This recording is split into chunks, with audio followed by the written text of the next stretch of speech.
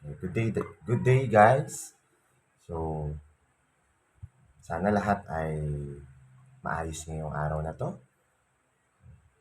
Ngayon nga pala, meron tayong kaunting oras para maibahagi ko naman yung nalalaman ko dito sa aking hobby, which is building Gunpla. So, ngayon ano ang ibabahagi ko sa inyo? Ibabahagi ko sa inyo ngayon kung paano ba magtanggal ng mga knob or knobs. Makikita niyo naman yan.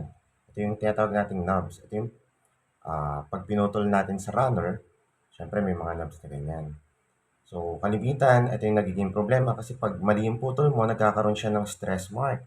So, bumabakat dito. At hindi natin matatanggal yon unless i-custom paint mo yung iyong gunpla. Okay. So, aside doon sa pagtatanggal ng knob, tuturuan ko din kayo kung paano mag-panel line. So, sa panel line, yun yung nagpapaganda ng ating gunpla, nagbibigay ng buhay, kagaya nito. Nakita nyo, may panel line yan. So, aside sa panel line, isa pa sa nagpapaganda, syempre yung paglalagay ng decal. Makita nyo, ito yung ating mga decal. Ayan. Diba? So, ginagamit ko kalimitan ay water slide decal. So, tuturo ko sa inyo kung paano gamitin yung water slide decal. So, ito nga pala yung aking work in progress na Sinanju.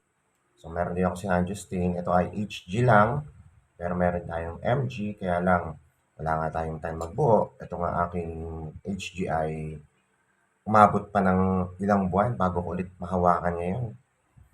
Okay. So, sa panel lining, ang ginagamit ko ay Tamiya. Okay, Tamiya Panel Line Accent Color. Nakita nyo. Siyempre, gumagamit din naman ako ng Gundam marker. So, meron pa tayong Gundam marker dito. Magkaiba kasi sila ng tip. Ito, mas makapal. Isa naman ay manipis. Pero mas feel kong gamitin kasi itong mga pore type or pore type na panel line. Kasi napakabilis. Okay. So, sa susunod, syempre, susunod natin tutorial, paano mag-custom paint, paano mag-apply ng top coat, yun naman ay tuturo natin sa inyo. So, kung magpapaneline ka, kailangan meron kang eraser or kahit gumamit ka nitong lighter fluid.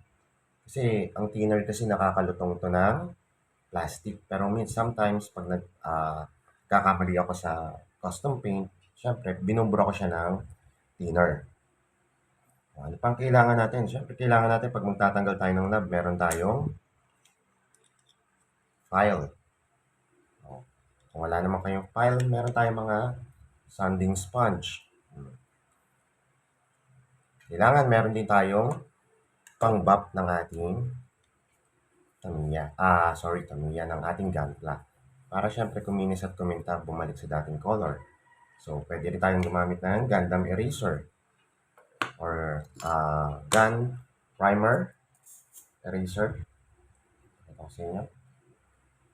Ito yung balancer, gun primer, balancer, gray. Ito ko sa inyo yung aking soids. Okay? So, syempre, pag tayo ay mag-erase ng panel line, kailangan natin ng cotton buds. O, yung cotton buds na yan, kailangan din natin sa paglalagay ng decal. So, ano ba yung gagamitin nating decal? Itong water slide decal. Ito. Bigay ako sa inyo ng sample. So, kailangan may tubig din tayo. Syempre, water slide decal. So, hindi mawawala yung tubig. At syempre, pinaka-importante yung ating mga cutting tool. Sige, umpisahan na natin. Nagamit din ako ng hobby knife pagtatanggal ng knob. So, kung saan kayo mas komportable, yun ang gamitin nyo. Umpisahan muna natin ngayon sa pagtatanggal ng knob. Okay. So, kalimitan, hindi natin ito sinasagad. Nakita nyo. Kung nyo sasagad, then, tsaka nyo siya lilihain. So, iwas yun sa pagkakaroon ng stress mark sa inyong gunpla. Alam naman natin na plastic to, di ba? So, prone sila sa mga stress mark pag napopersa. Hindi naman kailangan nyo ng gigigil, dahan-dahan lang. Nakita nyo na wala na siyang knob. Kagaya nito, Ano naman, wala nang knob. Hmm. O kung medyo makinis naman siya, hindi niya na siya kailangang i-buff. Pero ito ay nagamit ako madalas ng buff or buffing tool. Okay.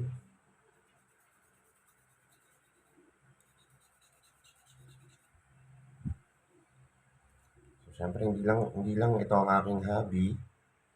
Hindi lang pagbibuild ng Gunpla. Naglalaro din ako ng mga card game, kagaya ng Magic cards, diba? Pokemon cards, kung makita niyo sa aking mga video, dami kong Pokemon cards. Then, syempre, meron din akong collection ng toys. So, bago pa lang kasi yung page natin, hindi pa lang na-upload.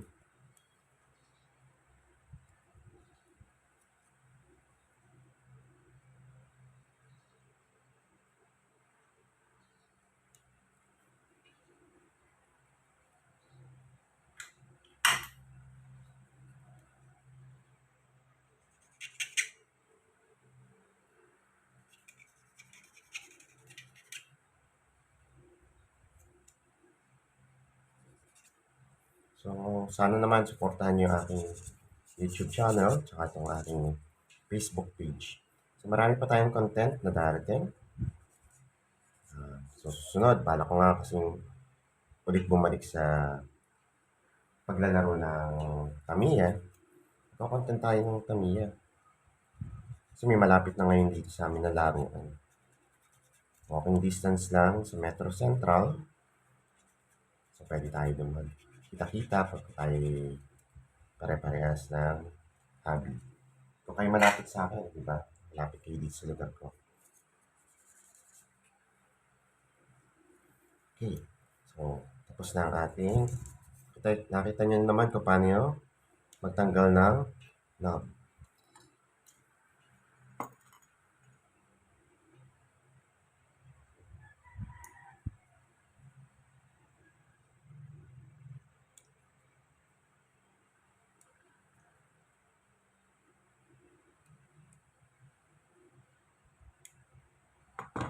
'Pag mga undergated ang Gundam natin or yung Gunpla natin, mas maganda kasi hindi mo na siya kailangang lihain.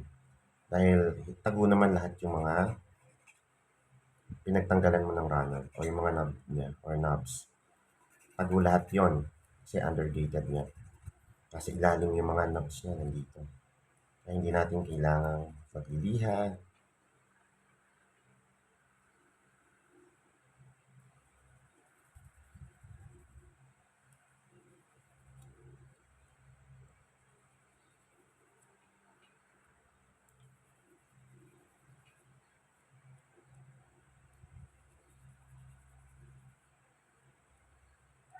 Basta pala ang inyong weekdays. Sigurado, pare-parehas tayo mga busy.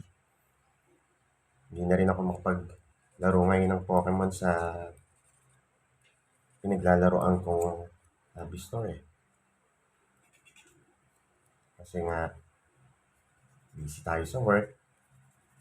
Then, kakaunti yung oras natin. Siningit ko na nga lang to dahil namimiss ko na sila. Kita nyo, namimiss na sila. Gamitan na natin ngayon na wrapping para mas kuminis pa.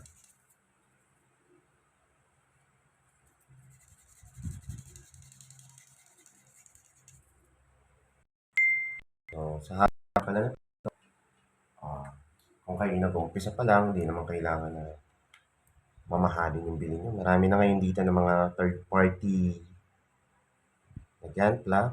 Pwede kayo doon mag-start. O kahit nga yung mga bootleg, tinatawag. Pwede kayo mag-start doon. Kasi lalo na pag hindi pa kayo sanay custom paint. Diba? Sayang naman yung Gundam nyo kung ipipaint nyo ng basta-basta. So, kung gusto nyo mag-practice, may mga mura, may mga, kung magsha-Shopee kayo at gagamit kayo yung voucher, may mga 100 plus na lang makakabutin.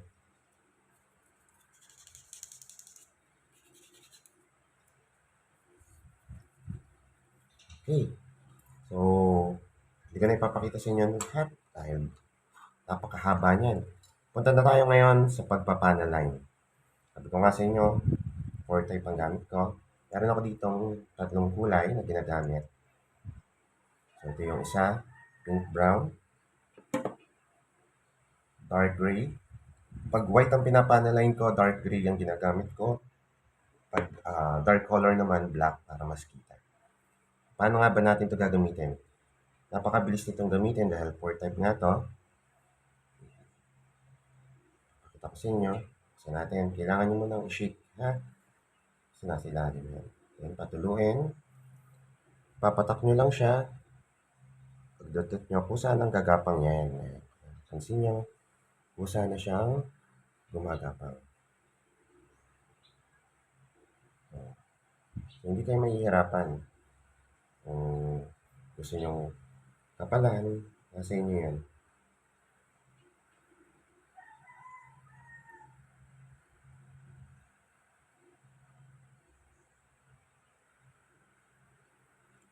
Para saan pala yung ating liquid? Ating lighter liquid or fluid. Saan ba natin gagamitin yun? Siyempre, pag nagpapanalayin tayo, hindi naman natin maiiwasan na may mga kalat-kalat kagaya nito. Diba? So, ang gagamitin natin, pangtanggal ng mga kalat na yun, is yung lighter liquid. So, papakita ko sa inyo mamaya kung paano natin tatanggalin. Ano tayo dito?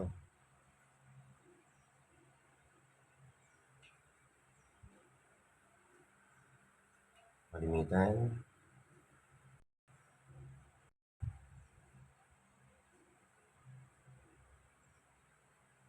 Kita nyo, kung sana siyang gumagapang, pagkadot-dot nyo.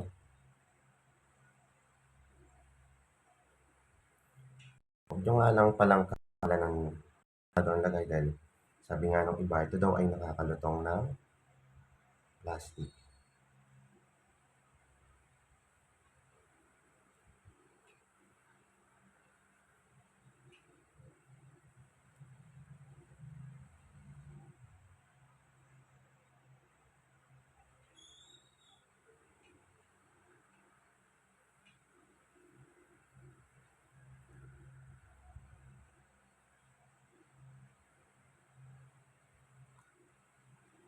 Yan.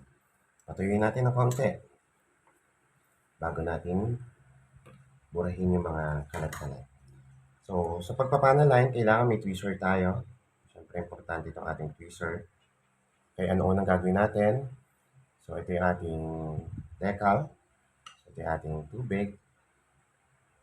Lalagyan natin ngayon ito sa tubig hanggang sa humiwalay siya. Kita nyo yan.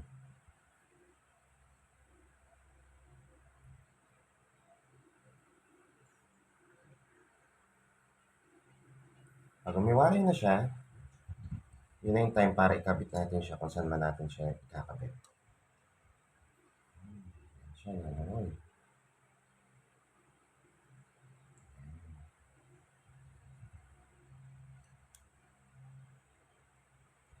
Tingin ko, okay na to.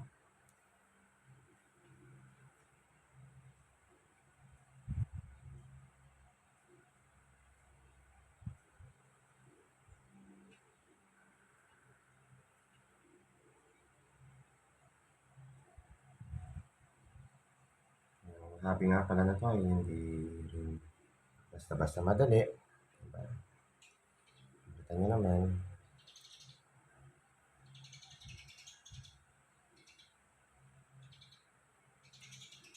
Yan, iayos natin siya gamit ang ating cotton buds. Ayan.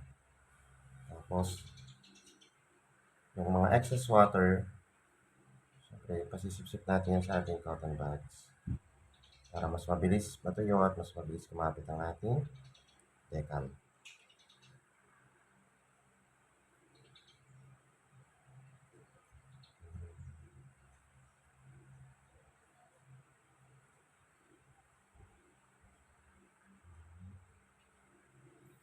Di ba? Okay, ayan o. Pagkapit na tayo ng ating decal. Patutuyuin na lang natin yan. So, after nyan, para hindi matanggal yung decal natin talaga, gagamit tayo ng top coat. Nasa inyo kung ano gusto nyo gamitin, kung matte or glossy. Sa akin kasi mas gusto ko yung itsura ng mga Gundam ko na medyo matte. Ito yung with top coat, matte color, clear matte. Ito naman yung without pa. Kasi hindi ko pa nga sila tapos. Makita niyo yung pagkakaiba. So, pwede naman kung gusto nyo ganito pa rin, makinis pa rin, pwede kayong gumamit ng glossy. So, proceed na tayo. Paano ba natin i-erase? Ipakita ko sa inyo. For example, ito makita nyo may kalat. Diba? Ayan. May kalat yan. Paano natin tatanggalin? Siyempre, lighter fluid.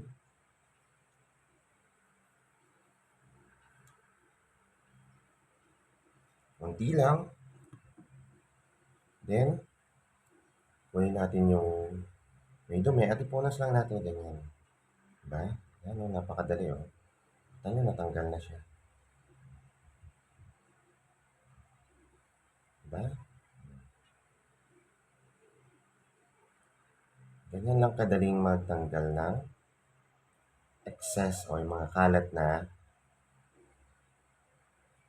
panel line. Pag 4 type ang ginamit mo. Pero pag ang ginagamit nyo ay yung pen type, ang pagtatanggal nun ay eraser. May mga excess, may nagkamali ka, pwede kang gumamit ng eraser. Anong eraser yon? Yung normal nating eraser, yung ginagamit natin sa pencil, pwede yon. Okay, so maraming salamat sa panunood ng aking video. Sana ay may natutunan kayo at nag-enjoy. Hanggang sa susunod.